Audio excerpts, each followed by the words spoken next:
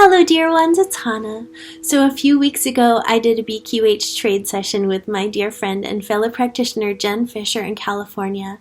And at the end of my session, Dolores Cannon came through and answered a bunch of questions for us. So, this is part two. If you haven't seen part one, it's last week. Go check it out.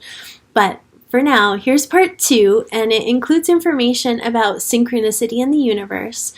There was a big section about what happens when you ask guides and angels and light beings and whatnot about the future and how they're not allowed to give us specific information about the future. That part was really interesting to me. And it also sort of detailed what's going on when people channel information about the future or have predictions and what the deal is with that. And then she also spoke about twin flames and her feelings on twin flames. So enjoy.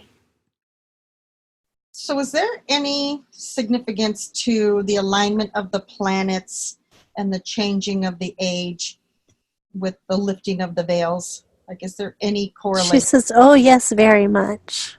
Could she expand on that?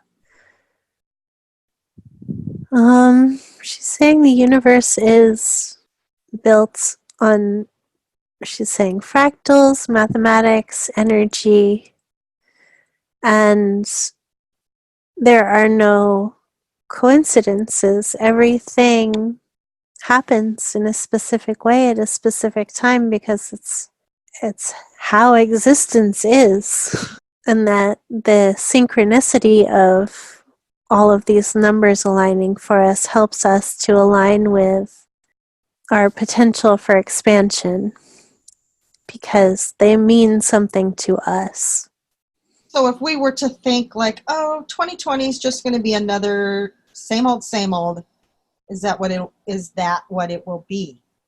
But if we say 2020, all these great things are going to shift and change and we're going to awaken, then we'll manifest that.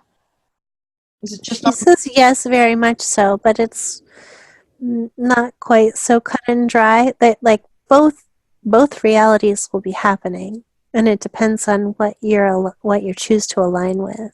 So it's more personal to you, the individual. Yes, and for all of us, you could make a vast list of how each of those truths is the truth. So it depends on where you place your focus. So will there be any changes coming in 2020? She says, of course. Well, as a collective, like big changes that we can see and that we can, is there anything she can tell us? Like, this will happen, like Nostradamus. She's into Nostradamus. Can she say? So she says, yes, very much so. There will be vast shifts in the human collective. And she says that they're not allowed to tell us what they are because that can change what actually shifts. Like that part of our agreement or their agreement, I'm not sure, but part of that they're not allowed to give us information that will change our own growth. Okay, so if trajectory.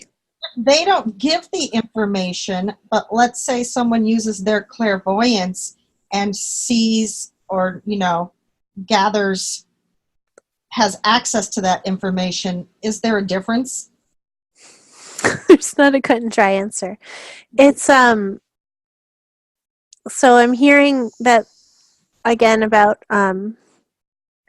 how when someone uses clairvoyance to see the future, quote unquote, that it's one potential. Mm-hmm. It's not all, they're all future potentials. Mm-hmm. But when that information's brought back into the present moment, say 80% of the people believe it. Mm-hmm. They change their lives based on what they believe, and then that's what they bring into existence. Mm-hmm. So the reason they're not allowed to give us information that is so specific is because it actually changes the future of what happens, and our growth, our spiritual growth, which is like a very large part of the purpose of being embodied, is affected. Like our spiritual growth is based on all of those things happening and the decisions we make along the way, not upon being led by some external force. Mhm. Does that make Yeah. sense? Yeah. And so, Like the time travel like paradigm, where you go back to the past and you alter something, it affects. I get it. yeah, so she's saying like when people go into the future and pull information back from the future into this timeline, that's not given by beings such as herself, or like it's it's it's not granted. It's a potential, and if humans decide to believe in that potential and alter their future based on that, then that's personal choice. But if they actually gave the information, Mhm. it's like, so when humans go in and they get something from the future, it's very much them. Yeah. Okay. It's what they're perceiving. It's not being given to them by others. If Mhm. it was given to them by others, that would effectually challenge a contract that the others have in working with us. Well, I'm just asking because, like, from Dolores's work, she has a lot of information on New Earth, but Mm-hmm. you might watch a particular channel that talks about ascension in a different way. Not they don't see a new Earth, but they see like a harvest of some sort, or there seems to be so many different variations that I was just wondering. Um, is that each individual creating their own future, or are these all different specific events that will happen depending on which one you're aligned with? Both of those are true, she says. So it's like individuals creating their own particular future, or collectives of individuals coming together that are creating the same thing. And at the same time, each being gets to create what they're aligned with. Okay, so that's not saying that one is right and one is wrong. No, they're all correct. Okay.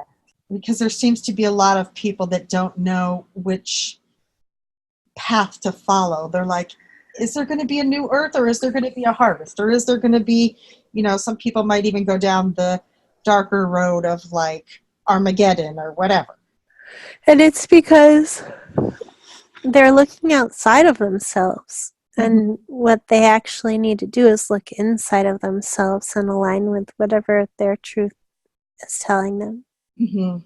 instead of getting information from outside of themselves. That makes sense. My guides have told me be very discerning what you're watching because you don't want to agree to somebody else's reality. Mm-hmm. I've tried to offer that advice to other people, but they don't seem to get it. So I just wanted her to confirm that for me. Yeah. Yeah, that seems to be the overall advice from everybody, is that work on yourself, meditate, like, follow your heart. Like, why is it so hard for us to do that? I know. She says, that's the work, dear. Is there an easier way to do that work? Are we doing it the hard way or something? She says, no, everyone has their own path, and you're doing it just right. So the process for you is just perfect for you. Yes. Awesome. And not to judge yourself, but just keep doing it. I'm not sure there's more. You know about twin flames from where she is? Like, does she have anything to say about that? I don't think that was ever in any of her books that I'm aware of. Laughing. I'm laughing because the first thing I heard was, it's just a bunch of hooey. Yeah, I just heard, oh my. So the concept of one having a soul fractal is incorrect. She says, no, it's not incorrect. It's that it's gotten so blown out of proportion, and it's become sort of like the news. Like it's so distracting for people and like almost a, like has the infectiousness of gossip, Mhm. that it's like energetically becoming something much more than it is meant to be. Like, Yeah, I understand that. So what so does she was being tongue in cheek when she says it was a bunch of hooey, but that it's really, I guess she seems a little displeased with the degree to which we get obsessed about. and I don't like, my team does not like the name Twin Flames. They laugh at that name. They don't Yeah. call it that. And what they've said to me is it's just merely somebody that you're in deep resonance with that um, is a catalyst to bring up all of your baggage, but that we're not supposed to get attached to that story that people have made or built up around this process. She keeps saying the words soul friend, Uh-huh. but it sounds like she agrees with all the stuff you just said. Hmm. She's like nodding. I hope you guys found that useful. I certainly loved it. Dolores' energy was really amazing, and it was so cool to feel her presence and hear. She's really funny to hear the things that she says. She had us laughing so often in this part of our session. So, anyway, my name is Hannah Fogg. I practice Beyond Quantum Healing in Maine in the United States, and I get to see people all over the world. So, if you have any interest in reaching out to have a session with me, I would love that. I'm going to list my website below. Or if you have any questions, please feel free to reach out anytime. I would love to hear from you. So, all right, take care.